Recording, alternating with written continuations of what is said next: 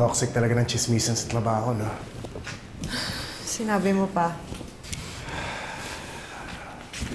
Dumaan ka ba sa ospital kanina? No. Nag-coffee break lang ako sa labas. Talaga? You seem really worried.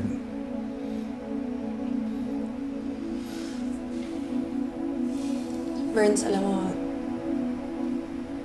I'm really surprised. Usually kasi yung mga lalaki nai-impluwensya ng mga asawa nila. But with you, you're different. Porket pa hindi kayo okay ni Angela, ibig sabihin tayo rin hindi na okay. Ano to, elementary?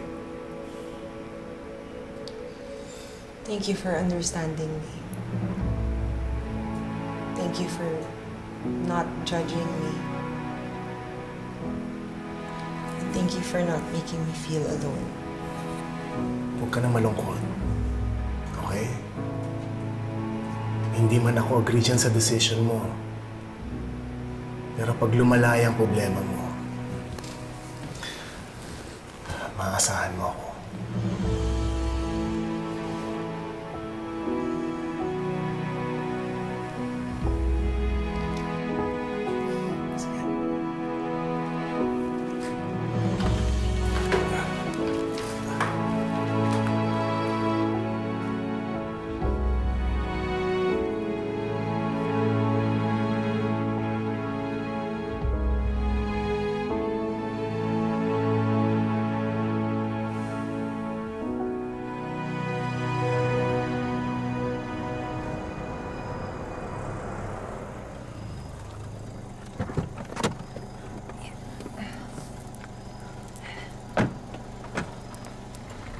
Bes, dito ko nakita yung matanda.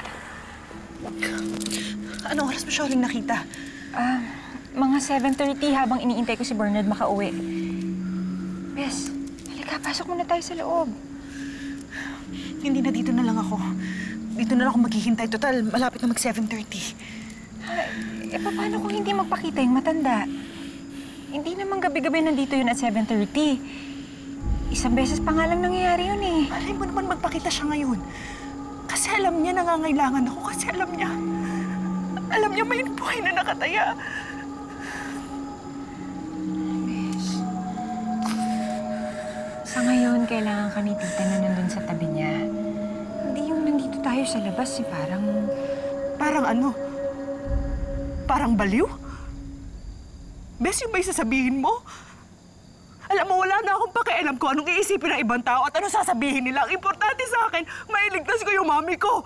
Alam ko. Bes, alam ko yun. Ayoko lang na isipin mo na yun lang yung tanging paraan para magbago yung kondisyon ni tita. Paano kung nagkamali lang pala yung doktor? Paano kung magkaroon ng miracle tapos maging okay si tita?